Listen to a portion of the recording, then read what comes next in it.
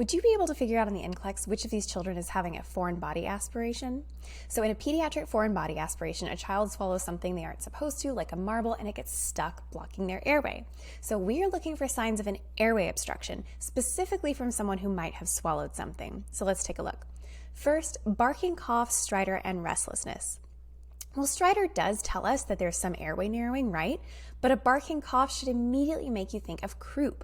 Croup is that infection of the larynx or the voice box that affects the voice and creates that weird seal-like barking cough.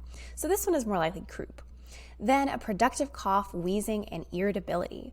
Well, wheezing does tell us there's some airway narrowing of the air movement, but if a child with a foreign body aspiration could have a productive cough, they would be coughing up the marble. So it's not this one. This one is more likely an infection like RSV. Then painful swallowing, drooling, and an inflamed throat. Well, drooling should always be a warning sign for you of airway obstruction. This happens because the child can't swallow the saliva, and so they wind up drooling it out.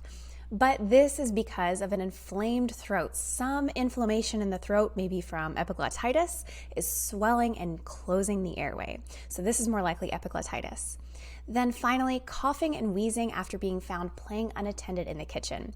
So yes, if you have a 2-year-old child, you know they put anything and everything in their mouths, they weren't attended, now they're coughing and wheezing.